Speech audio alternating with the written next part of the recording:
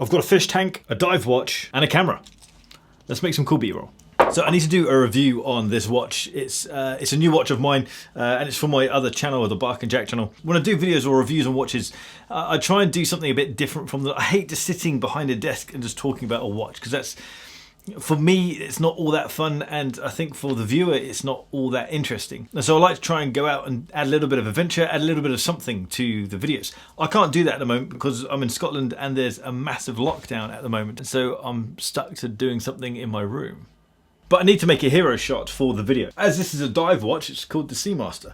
I wanted to add a water theme to the B-roll that I'm going to create, and that's where this fish tank comes into play. I basically want to create a shot that makes people go, wow. That's the plan. So the plan is for the opening shot, I want to have this watch suspended in the water.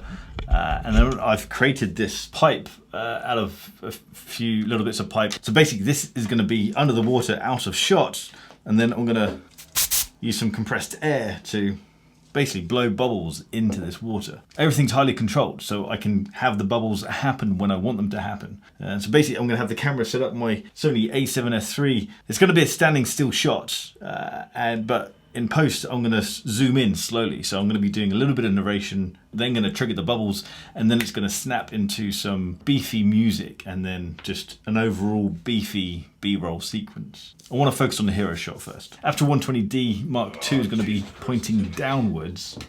That's the wrong bit. That's the wrong bit. Is that the right bit? That's the wrong bit. Oh no, that is the right bit. Like that. That's it. That's it. That's staying there.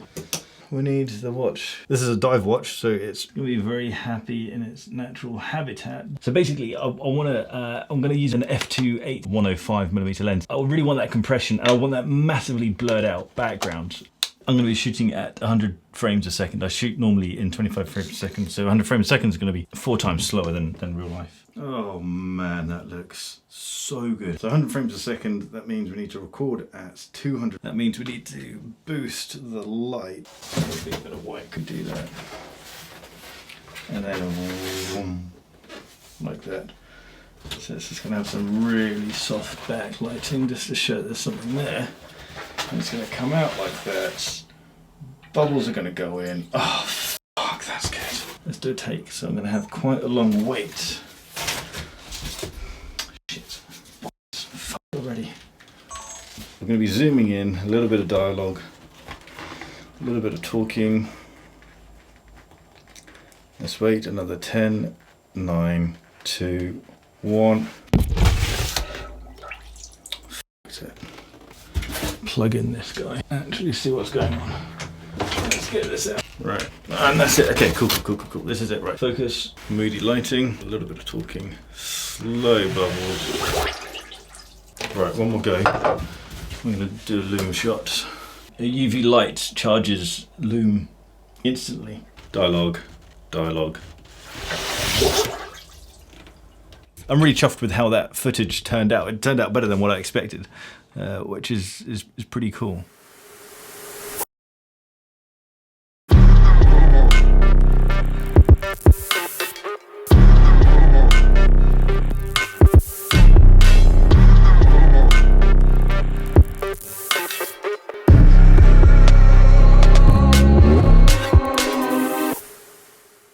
If you want to see the full video, I'll put a link in the description down below. It's on my other channel, the Bark and Jack channel. If you have any questions on the stuff that I've done today or on macro stuff, any questions, just drop them down below and I'll see what I can do. And if you're on Instagram, give me a follow at IamBarks.